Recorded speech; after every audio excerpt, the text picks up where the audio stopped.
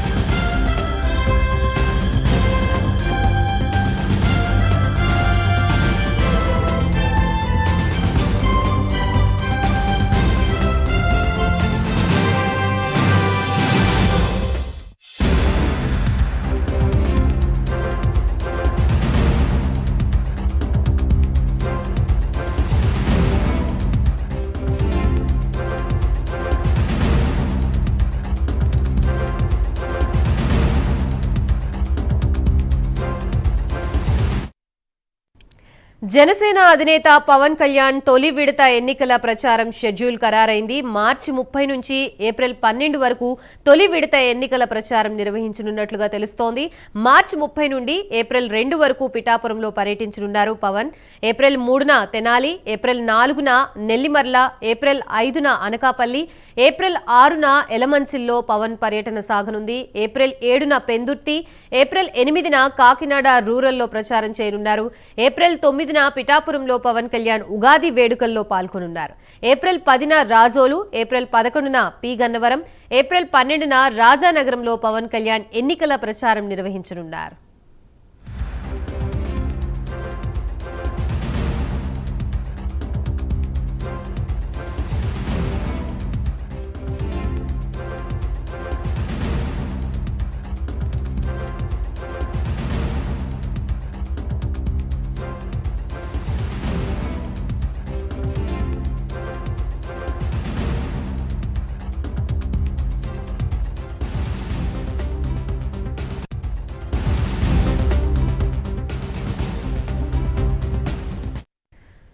మొత్తంగా జనసేన అధినేత పవన్ కళ్యాణ్ తొలి విడత ఎన్నికల ప్రచారం షెడ్యూల్ అయితే ఖరారైనట్లుగా తెలుస్తోంది. దీనికి సంబంధించి కంప్లీట్ అప్డేట్స్ ఇవ్వడానికి మా ప్రతినిధి సాంబశివరావు సిద్ధంగా ఉన్నారు. సాంబశివరావు, గాయత్రి, మనం చూసినట్లయితే జనసేన అధ్యక్షుడు పవన్ కళ్యాణ్ టూర్ అయితే మాత్రం ఎన్నికల ప్రచార శంఖారావంతో మొదలు కానుంది. ఈ నెల 30వ తారీఖున అంటే రేపు ఆయన ఏదైతే పిఠాపురం వేదిక పురోహితి అమ్మవారిని దర్శించుకున్న తర్వాత ఏదైతే వారాహికి ఉందో వారాహికి కూడా పురోహితి అమ్మవారి దేవస్థానం నందు దర్శనం చేసిన తర్వాత దత్త స్వామిని కూడా దర్శనం చేసుకున్న తర్వాత పిఠాపురం నుంచి అయితే జనసేన అధ్యక్షుడు పవన్ కళ్యాణ్ ప్రచార శంఖారావాన్ని అయితే పూరించనున్నారు. ఇప్పటికే అక్కడికి సంబంధించినటువంటి అంటే పవన్ కళ్యాణ్ టూరుకు సంబంధించినటువంటి సిబ్బంది కానివ్వండి, వాహనాలు కానివ్వండి, ఇతరత్ర సంబంధిత ఏదైతే దీనికి కావాల్సినవన్నీ ఏర్పాట్లు కూడా చేయడం జరిగింది. ఇక్కడికి మొత్తం మీద పిఠాపురం నుంచి ప్రారంభమయ్యేటటువంటి యాత్ర ఏదైతే ఉందో ఈ యాత్ర మొత్తం మీద కూడా ఆంధ్రప్రదేశ్ రాష్ట్రంలోని పలు ప్రాంతాలతో పాటు వెళ్ళనున్నది. 12వ తారీఖు ఏప్రిల్ 12వ తారీఖు వరకు కూడా ఈ యాత్ర కంటిన్యూషన్గా తొలి విడత జరగనుంది. ముఖ్యంగా మనం చూసినట్లయితే మార్చి 30న మార్చి 30 నుంచి ఏప్రిల్ 2వ తారీఖు వరకు కూడా పిఠాపురం కేంద్రంగా ఆయన 3 రోజులు ఉంటూ కూడా ఇక్కడి నుంచి అయితే ఆయన ప్రచారం సాగుతున్నారు. తర్వాత 3వ తారీఖు తెనాలి, 4వ తారీఖు Nellimarla, April 5 Anakapalli, April 6 Yelamanchili, April 7 Pendurthi, April 8 Kakinada rural, April 9 పిఠాపురంలోనే ఆయన ఉండి ఉగాది వేడుకల్లో పాల్గొనడం జరుగుతుంది. అదేవిధంగా April 10 Razole, April 11 P Gannavaram, April April 12 Rajanagaram. ఇలా మొత్తం మీద పవన్ కళ్యాణ్ తొలి విడత వారాహికి సంబంధించినటువంటి షెడ్యూల్ అయితే మాత్రం పూర్తిగా కూడా ఏప్రిల్ 12వ తారీఖు వరకు అయితే ఖరారైంది. తదనంతరం కూడా ఆయన ఏదైతే ఇది తొలి విడతగా భావించి పిఠాపురం కేంద్రం నుంచే, అంటే పిఠాపురంలోనే ఉంటూ పిఠాపురం నుంచి చుట్టుపక్కల ఉన్నటువంటి ఈ ప్రాంతాలన్నింటిలో కూడా ఆయన కవర్ చేయాలని చూస్తున్నటువంటి పరిస్థితి.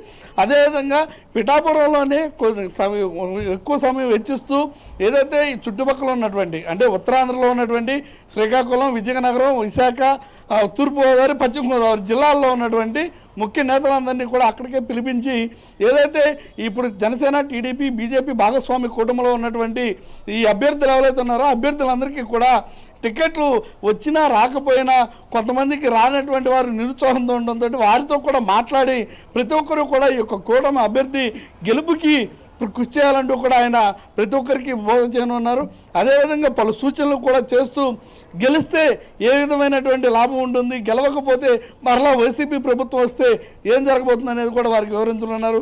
ప్రజల సంక్షేమం కోసం జనసేన ఈ పొత్తులోకి వెళ్ళడం జరిగింది. అదేవిధంగా ప్రతి ఒక్కరూ కూడా ఈ పొత్తుని గెలిపించే విధంగా పొత్తులో భాగస్వామ్యులైనటువంటి వారందరి గెలుపుకి కృషి చేయాలంటూ కూడా పవన్ కళ్యాణ్ ఈ యొక్క యాత్రలో చెప్పనున్నారు. ఈ యాత్రలో అదేవిధంగా జనసేన, బీజేపీ, టీడీపీకి సంబంధించినటువంటి మేనిఫెస్టో ఏదైతే ఉందో ఆ మేనిఫెస్టోని కూడా ఆయన ప్రతి ఒక్కరికి, అంటే ఈ మేనిఫెస్టోలో కొన్ని అంశాలని చతుర్ముఖం కానీ, సూపర్ 6 కానీ, అటు బీజేపీ ఇచ్చేటటువంటివి వీటన్నింటినీ కూడా ప్రతి ఒక్కటి కూడా ఆయన కూలంకషంగా ఆయన పరిశీలన తీసుకున్నవి. అదేవిధంగా ప్రజల్లో స్థానికంగా ఒక్కో నియోజకవర్గంలో ఉండేటటువంటి సమస్యలన్నింటినీ కూడా ఇప్పటికే ఆయన తెప్పించుకోవడం జరిగింది. సమస్యలు ఏ విధంగా ఉన్నాయి, ఆ సమస్యలను ఏ విధంగా మనం ముందుకు తీసుకెళ్తే రెక్టిఫై చేయగలుగుతాం అనే అంశాలను కూడా ఆయన పూర్తిగా చూసుకోవడం జరిగింది. దానికి సంబంధించి ప్రతి ఒక్కరూ కూడా ఈ ప్రాంతంలో మనం ఈ విధంగా, అంటే ఒక డ్రైనేజీ వ్యవస్థ ఉంది, ఆ డ్రైనేజీ వ్యవస్థ పైన ఎటువంటి పోరాటం చేయాలి, అక్కడ ఎటువంటి మనం ఎలక్షన్లో నుంచి గెలిచి వచ్చిన తర్వాత ఏ విధంగా చేస్తాం అనేది ముందుగానే ఒక హామీ రూపంలో ఇవ్వాలని ప్రతి ఒక్క నియోజకవర్గంలో ఉన్నటువంటి ఏదైతే పార్టీ ఎమ్మెల్యే క్యాండిడేట్ ఉంటారో ఆ క్యాండిడేట్కి కూడా ఆయన చెప్పనున్నట్టుగా తెలుస్తోంది. అదేవిధంగా నిరుత్సాహంతో ఉన్నటువంటి టికెట్ ఆశించి భంగపడినటువంటి వారికి కూడా రానున్నటువంటి రోజుల్లో ప్రభుత్వం, టీడీపీ, జనసేన, బీజేపీ ప్రభుత్వం వచ్చిన తర్వాత నామినేటెడ్ పోస్టులుగా ఎమ్మెల్సీ కానివ్వండి, ఇతరత్ర నామినేటెడ్ పోస్టులు ఏవైతే ఉంటాయో వీటన్నిటిలో కూడా సముచిత స్థానం తీసుకునే విధంగా, అదేవిధంగా గ్రామ స్థాయిలో పంచాయతీలు, జడ్పీటీసీలు, ఎంపీటీసీ ఎలక్షన్స్లో మీ యొక్క ఎవరైతే మీరు కోరుకున్న వారికి ఆ యొక్క టికెట్స్ని, ఆ యొక్క ప్రతిపాదన మీద వారికి అక్కడ నుంచోబెట్టే విధంగా కూడా ఏర్పాట్లు చేసే విధంగా, అంటే మొత్తం అంతా కూడా రానున్నటువంటి రోజుల్లో జగన్ ప్రభుత్వాన్ని దింపిన ఎడల, వైసీపీ, టీడీపీ, జనసేన ప్రభుత్వం వచ్చి బీజేపీ ప్రభుత్వం వచ్చిన ఎడల ఇక్కడ ఏదైతే సమస్యలు ఉన్నాయో సమస్యలన్నింటికీ కూడా పరిష్కారంతో పాటు మీ అందరికీ సముచిత స్థానం కల్పిస్తానంటూ కూడా ఈ యొక్క యాత్రలోనే ఆయన చెప్పనున్నారు. మొత్తం మీద జనసేన అధ్యక్షుడు పవన్ కళ్యాణ్ ప్రారంభించినటువంటి తొలి విడత ఈ యొక్క టూర్ అయితే మాత్రం పిఠాపురం వేదికగా స్టార్ట్ అయ్యి పిఠాపురం నుంచే చుట్టుపక్కల ఉన్నటువంటి ప్రాంతాలన్నిటికీ కూడా ఆయన వెళ్ళుంటున్నటువంటి పరిస్థితి. ప్రతి ఒక్క చోట కూడా జనాదరణ కలిగినటువంటి నాయకులతోటి ప్రతి ఒక్కరితోటి కూడా కలిసి మాట్లాడేటటువంటి అవకాశం కూడా ఉంది. స్థానికంగా ఉన్నటువంటి కేడర్ను కూడా పవన్ కళ్యాణ్ పిలిపించి మాట్లాడేటువంటి అవకాశం కూడా కనిపిస్తూ ఉంది. Gayatri. Right, thank you Sambasivarao.